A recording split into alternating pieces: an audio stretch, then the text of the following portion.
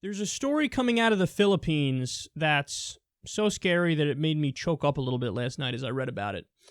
So Huffington Post explains here that the new president of the Philippines said this right before he got elected. Quote, "All of you who are into drugs, you sons of bitches, I will really kill you. Please feel free to call us, the police, or do it yourself if you have the gun. You have my support. You can kill him. Shoot him, and I'll give you a medal." So, since the election, he's repeated this many times. This is President Rodrigo Duterte, I believe.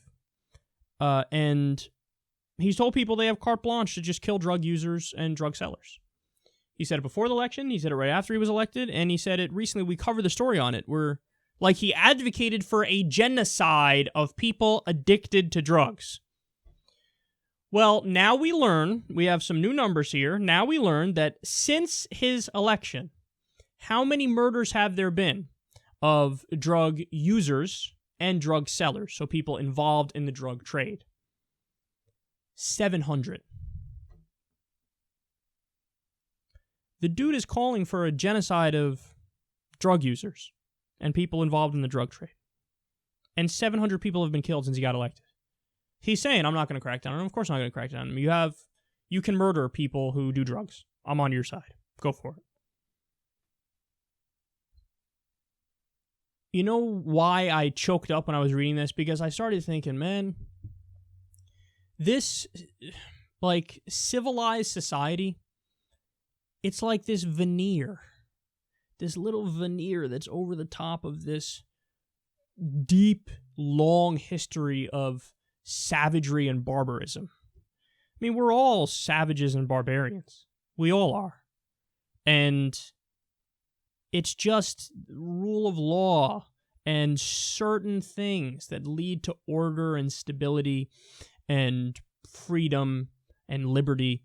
But all it takes is one person who's just charismatic enough and captures just enough of the vote and the minds of the people to just flip this whole fucking thing over, dude. All it takes is one person. You know, look at Nazism, look at white supremacy, look at the rise of the Golden Dawn Party. You know, all it takes is one of those guys. Come on, I'm for you, I'm for the people. Here are my ideas. Let me tell you why they're right. Am I convincing you? Okay, I convinced you. Boom. All it takes is that, and it's like we're right back to square one when it comes to Nazism.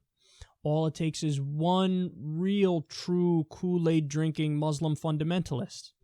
Say, no, I really believe in the Quran. Do you believe in the Quran? And a lot of people are enemies of the Quran. Well, maybe we should take action against all the people who don't believe in the Quran, and maybe we should start killing people and do it on a regular basis. I mean, Abu Bakr al-Baghdadi is one example, but it's almost like you can imagine a situation where that happens on an even wider scale.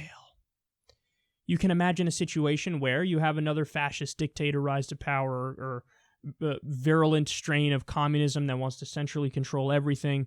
You can imagine a situation where, like we have here, all it takes is one dude. Aren't you sick of this shit going on with drugs? It's ruining our country. I'm giving you a green light to murder everybody who takes drugs. And then they do it. 700 people. It's the power of ideas. And we're all fucking little monkeys. We're all little hairless apes. And if somebody comes along and they're just charismatic enough and they're espousing some really shitty ideas, people go, I don't give a fuck. That's my guy.